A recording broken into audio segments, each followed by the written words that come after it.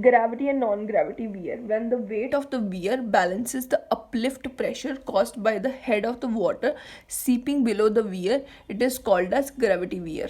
इसमें सिंपली क्या है कि वेट ऑफ द wear जो होगा वो बैलेंस करता है अपलिफ्ट प्रेशर को, तो उसे हम बोलेंगे कि ये ग्रेविटी वियर है. ठीक है.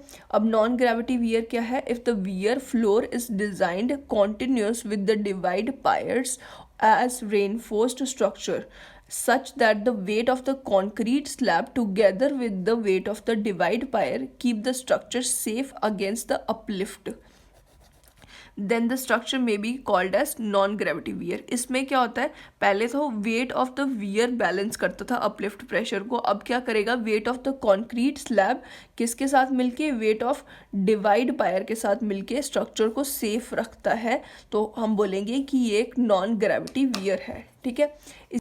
इसके बाद है silt control devices use to reduce the entry of silt into a canal which takes off from a head work. मतलब कि डिवाइसेस क्या करते हैं, रिड्यूस करते हैं एक तरह से सिल्ट की एंट्री को. सिल्ट की मतलब एंटर नहीं होने देते कैनाल में, कम कर देते हैं उसकी एंट्री, और उसी को हम बोलेंगे, उन डिवाइसेस को बोलेंगे सिल्ट कंट्रोल डिवाइसेस. अब सिल्ट कंट्रोल डिवाइसेस में पहला है silt excluder, constructed on the bed of the river upstream of the head regulator. On the bed of river. ठीक है. रिवर के बेड पे अपस्ट्रीम ऑफ हेड रेगुलेटर ये बनाए जाते हैं. Clear water enters the head regulator and the silt water enters the silt excluder. अब इसमें क्या होता है कि क्लियर वाटर जो होगा वो हेड रेगुलेटर में एंटर करेगा और सिल्ट वाला जो वाटर होगा वो सिल्ट एक्सक्लूडर में चला जाता है, तो वाटर जो होगा वो अपने आप ही क्लियर हो जाएगा.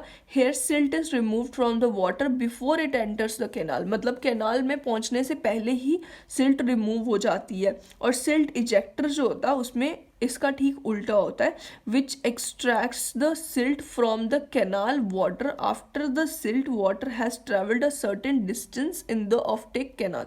मतलब कि ये कैनाल ये क्या करता था, कैनाल में पहुंचने से पहले ही वाटर में से सिल्ट रिमूव कर देता था. ये एक्सट्रैक्ट करता है सिल्ट जब कैनाल वाटर में वो कुछ देर तक ट्रैवल कर चुकी होती है, कुछ डिस्टेंस आगे तक आ चुकी होती है, उसके बाद ये एक्सट्रैक्ट कर देता है सिल्ट को.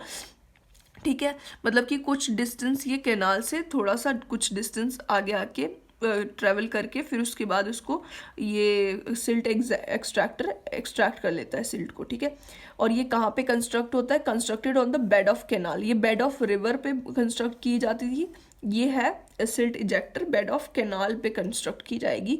और ये upstream of the head regulator and a little distance from the head regulator. मतलब ये कुछ डिस्टेंस दूर बनाया जाता है हेड रेगुलेटर से, और ये upstream side of the head regulator होता था. ठीक है. सिल्ट एक्सक्लूडर, ये इनके बीच का डिफरेंस है.